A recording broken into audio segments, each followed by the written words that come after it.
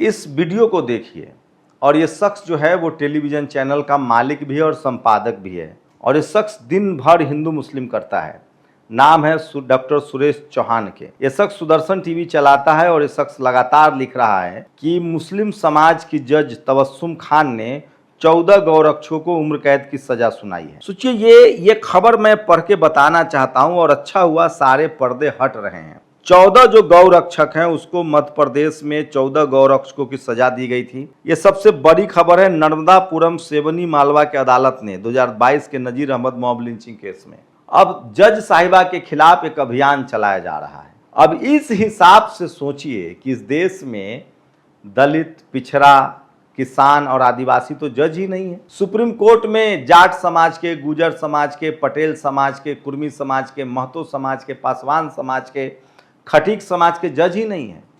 रविदास समाज के इक्का दुक्का जज हैं। SC ST के हिसाब से ही बात करें तो OBC के तो जज ही नहीं है। कितने हाई कोर्ट में SC ST OBC के जज हैं? तो एक मुस्लिम जज ने 14 गौरक्षकों को मॉब लिंचिंग के आरोप में उम्र कैद की सजा सुना दी है। लोअर कोर्ट का फैसला, आप हाई कोर्ट, सुप्रीम कोर्ट जा सकते हैं। तो बवाल खड़ा किया जा रहा है, बवंडर खड़ा किया जा रहा है, बाकायदा सोशल मीडिया पर लिखा जा रहा है। और वो लिख सकते हैं क्योंकि उनके पास ताकत है, उनके पास टीवी है, अखबार है, बोलने की ताकत है, पूरा सिस्टम है। लेकिन ये बात दलित पिछड़ा नहीं बोल सकता है। वो तो अरविंद केजरीवाल थे जिन्होंने high court, Delhi high court के एक जज साहिबा के खिलाफ कॉन्फ्लिक्ट ऑफ इंटरेस्ट का मामला सामने लाया कि इनके बच्चे जो हैं वो CBI के वकील के यहाँ काम करते हैं, तो ये कैसे हमारे प्रति फैसला देंगी। साथ ही ये RSS की कार्यक्रम में जाती हैं। उसके बाद जज साहिबा उस केस से हट गए। तबस्सुम खान के बारे में क्या क्या नहीं लिखा जा रहा है जो मैं पढ़ के भी नहीं सुना सकता हूं। सोचिए, इस देश में जातिवाद और सांप्रदायिकता कितनी गहरी है, ये सब सामने आ रहा है। आज तक किसी दलित, पिछड़े, किसान, आदिवासी, अल्पसंख्यकों ने आज तक जज की जाति को लेकर कोई सवाल नहीं उठाया, लेकिन 14 गौरक्षकों के मामले में जातिगत धार्मिक सवाल उठने लगे हैं। सोचिए, इस देश में आज तक SC ST OBC के किसी भी संवैधानिक अधिकार के फैसले हाईकोर्ट, सुप्रीम कोर्ट से क्लियर नहीं हुए, लटकते रहे। अभी बिहार में आरक्षण बढ़ा दिया गया था, पटना हाईकोर्ट ने लटकाया, अब सुप्रीम कोर्ट में लटका है। मध्य प्रदेश रिजर्वेशन का मामला सुप्रीम कोर्ट, हाईकोर्ट में लटका है। OBC रिजर्वेशन लागू हुआ, 50% पर क्रीमी लेयर लगा दिया गया। लेकिन हम सब लोग संविधान मानने वाले हैं, ये जानते हुए भी कि अन्याय हो रहा है, लेकिन ये तो क्रिमिनल केस है। उसके बाद एक मुस्लिम समाज से आने वाले जज की पूरी विश्वसनीयता खतरे में है, क्योंकि आरोपी सब मॉब लिंचिंग के दोषी पाए गए हैं और उसको बाकायदा सोशल मीडिया, टीवी, अखबार में लिखा जा रहा है, पढ़ा जा रहा है। अच्छी रवायत है। बाकियों को भी अब मौका मिलेगा जज साहिबा के जाति और धर्म बचाने पर। सोचिए क्या क्या चल रहा है इस देश में। NTA को लेकर देखिए, दिल्ली में नेशनल टेस्ट एजेंसी क्या कोई इस्तीफा नहीं मांग रहा है। मोदी जी पर कोई सवाल नहीं पूछा जा रहा है। निशाने पर सिर्फ धर्मेंद्र प्रधान है, क्योंकि अभी भी जनरल कैटेगरी के लोग जो हैं वो UGC वाला मामला भूले नहीं है, जो कॉलेज यूनिवर्सिटी के लिए गाइडलाइंस आई थी। खैर, उसके बावजूद भी धर्मेंद्र प्रधान को क्लीन चिट नहीं दी जा सकती है। अब NTA ने एक खेल किया, धर्मेंद्र प्रधान को कायदे से NTA में से जितने लोग हैं हटा के वहां दलित, पिछड़ा को रखना चाहिए था। मैं बार बार दावे के साथ कह रहा हूं कि एजुकेशन सिस्टम पर, MHRD पर पूरी तरह से RSS का कंट्रोल है, और धर्मेंद्र प्रधान पूरी तरह से RSS के आदमी हैं। वो पिछड़ा के बहाने RSS के एजेंडा को आगे बढ़ा रहे हैं। सोचिए, एक नागपुर के छात्र का अबू धाबी सेंटर कर दिया गया। दर्जन भर छात्र अब इस दुनिया को छोड़ चुके हैं। ये हालत है NTA की। व्यापम वाले एक साहब NTA चला रहे हैं, लेकिन NTA से कोई इस्तीफा नहीं मांग रहा है। NTA प्रमुख से कोई इस्तीफा नहीं मांग रहा है। मैं फिर कह रहा हूं, धर्मेंद्र प्रधान जी के नेतृत्व में RSS का कब्जा है, दबदबा है शिक्षा विभाग पर, और नहीं हटाए जाएंगे। वो मैं लिख के दे रहा हूं, उनको नहीं हटाया जाएगा। और सोचिए, प्रियांक खड़गे ने RSS से सवाल पूछ दिया। प्रियांक खड़गे कर्नाटक के गृह मंत्री हैं, उनको अधिकार है, संवैधानिक पद पर हैं। उन्होंने कहा कि कम से कम मैं RSS को कर्नाटक में तो नहीं चलने दूंगा बिना रजिस्ट्रेशन के।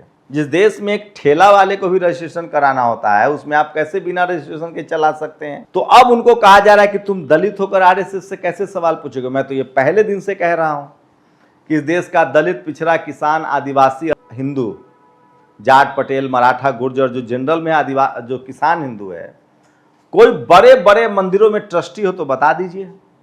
पुजारी हो तो बता दीजिए, अगर दान पेटी की चाबी इन तक हो तो बता दीजिए हमें, मैं पत्रकारिता छोड़ दूंगा। अयोध्या में जो पैसा चोरी हुआ उस पर कोई सवाल उठ रहा है, कोई सवाल पूछा जा रहा है।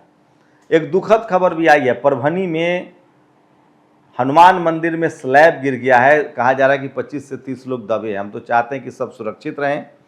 और एक खबर यूपी से आपको शेयर करना बताना चाह रहा हूं, यूपी भी गजब है और ये खबर बहुत जरूरी है। उत्तर प्रदेश में पाप धोने की कोई मशीन लग गई है। सचिन गुप्ता बड़े पत्रकार हैं, पैसे से मजबूत विजेंद्र हुड्डा ने 2015 के आसपास मीडिया हाउस खड़ा किया, कुछ दिन में अलग थलग हो गया। 2018 में ओला उबर की तरफ बाइक बोट टैक्सी सर्विस शुरू की, जिसमें 7,000 करोड़ से ज्यादा का घोटाला हुआ। 7,000 करोड़। यूपी पुलिस ने 100 से ज्यादा मुकदमे लिख डाले, 5 लाख का इनाम हुआ। वह पुलिस से बचकर विदेश भाग गया, वहां से लौटा तो इतनी तगड़ी सेटिंग करी कि माई लॉर्ड ने बाहर ही बाहर अभयदान दे दिया। 2014 में विजेंद्र हुड्डा ने नेता बनने की ठानी, लोकसभा चुनाव लड़ा लेकिन हार गया। कुछ ही देर बाद एक यूनिवर्सिटी खरीद ली, सीधे चांसलर बन गया। यूपी एसटीएफ ने पिछले साल इस यूनिवर्सिटी में छापेमारी की, पैसे लेकर डिग्री बांटने का भंडाफोड़ किया। हुड्डा साहब जेल चले गए, कुछ महीने पहले जेल से बाहर आ गए। साहब ने कल उत्तर प्रदेश में फिर से टीवी चैनल नेशन 27 लॉन्च किया है। पक्ष विपक्ष के सारे ही नेताजी वहाँ मौजूद थे, दूसरे राज्य के गवर्नर साहब तक आए। क्या उत्तर प्रदेश में इतने सारे पाप धुल जाते हैं? मैं आपको बता दूं कि ये बड़े पत्रकार हैं और सबसे ज़्यादा सटीक खबरें देते हैं।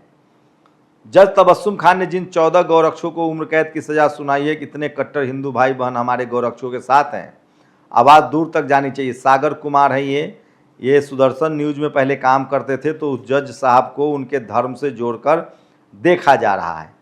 तो ये तमाम बड़ी खबरें। और एनटीए में लगातार कॉकरोच जनता पार्टी का प्रदर्शन जारी। अब तक ऋतिक मिश्रा, अंशिका पांडे, प्रदीप मेघवाल, सिद्धार्थ हेगड़े, आकांक्षा चतुर्वेदी, भाग्यश्री, रेणु मीना, रिया कुमारी थापा, उमेश माली, अनुकीर्तना, शिवानी यादव, कहान पटेल, रीमा बेगम, मैथिली, अवंतिका, जतीन, ये सारे स्टूडेंट अब इस दुनिया में नहीं हैं। मैं फिर कह रहा हूं, ये नीट वाला मामला जो है, सीबीएसई वाला मामला है, पेपर लीक वाला मामला जो है, इसमें आरएसएस, बीजेपी, बजरंग दल को हिंदू मुस्लिम करने का मौका नहीं मिल रहा है, क्योंकि सभी जाति सभी धर्म के बच्चे चपेट में, और सबसे ज़्यादा जनरल कैटेगरी के बच्चे चपेट में हैं, क्योंकि अभी भी इस देश में पढ़ाई लिखाई में जनरल कैटेगरी की भागीदारी ज़्यादा है।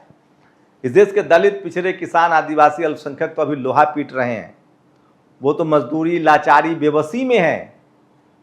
मैं इसीलिए कह रहा हूं कि इस देश में जब तक जाति और धर्म के आधार पर फैसले होंगे, जातिवाद नहीं खत्म होगा, सांप्रदायिकता नहीं खत्म होगा, देश आगे नहीं जाएगा। और सोचिए, अयोध्या मंदिर के चोरी में अब तक एक एफआईआर नहीं हुआ है, और एक मुस्लिम जज के फैसले पर उनके धर्म की वजह से सवाल उठाया जा रहा है। उस हिसाब से तो इस देश में इसीलिए बाबा साहब ने डाइवर्सिटी का कॉन्सेप्ट दिया है। जब हर जाति और धर्म के लोग सिस्टम में बराबर होंगे तो न्याय ज़्यादा होगा। आप लोग अपनी राय जरूर दीजिए। शुक्रिया। नेशनल दस्तक की आपसे गुजारिश है कि अगर इसको बचाना चाहते हैं तो नेशनल दस्तक को सब्सक्राइब करने के लिए रेड कलर के सब्सक्राइब बटन को दबाएं, फिर बेल आइकन की घंटी दबाएं। नेशनल दस्तक को बचाने के लिए बहुत जरूरी है कि हर खबर को शेयर करें, लाइक करें, कमेंट जरूर करें।